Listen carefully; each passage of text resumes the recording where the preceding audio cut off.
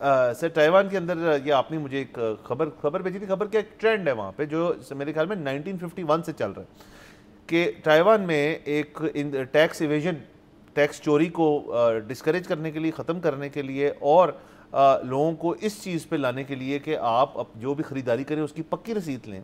Taiwan में जो भी पक्की रसीद निकलती है वो उनकी नेशनल लॉटरी का एक हिस्सा है।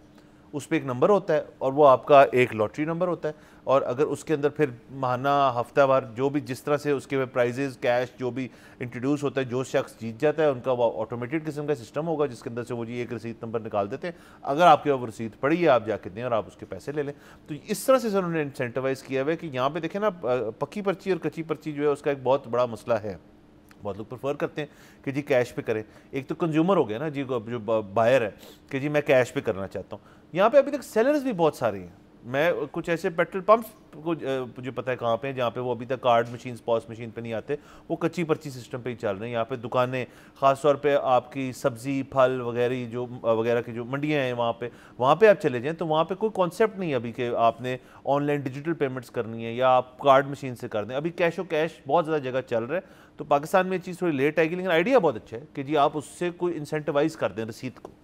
जी बिल्कुल, आइडिया बहुत अच्छा है, होना चाहिए। यहाँ पर वैसे भी लॉटरी सिस्टम होना चाहिए, मतलब वो है, मतलब जो क्या कहते हैं, जाहिर है हम तो प्राइस बॉन्ड लॉटरी में तो ये ना कि आपने एक टिकट ली और वो अगर तो निकल आई तो ठीक है, अगर ना निकली तो उस टिकट के पैसे ज़ाया हो गए। तो वो एक जुए का सा ना, उसमें एक मुशाबहत सी है उसकी।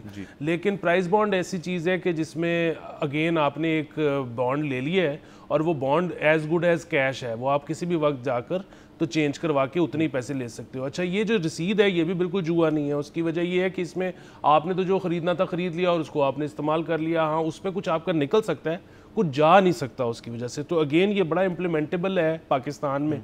वो और बात है कि थोड़ा सा यहाँ पे अब लोग ना हुकूमत की हर चीज़ को डाउट करना शुरू हो गए हैं। अब वैसे तो खैर जो 40,000 का बड़ा बॉन्ड है वो अब इन्होंने कंप्यूटराइज कर दिया है, उसको उन्होंने मुंसलिक कर दिया आपके बैंक अकाउंट के साथ। अब आप ये फिज़िकल जाके नहीं ले सकते। सो वो इसी वजह से किया है कि जिसका निकले वही कैश करे। बट अदरवाइज़ पहले क्या था, लोगों के अंदर अगेन शक होता था कि जी हुकूमत अपने मंजूर नज़र लोगों के प्राइस बॉन्ड निकलवाती है।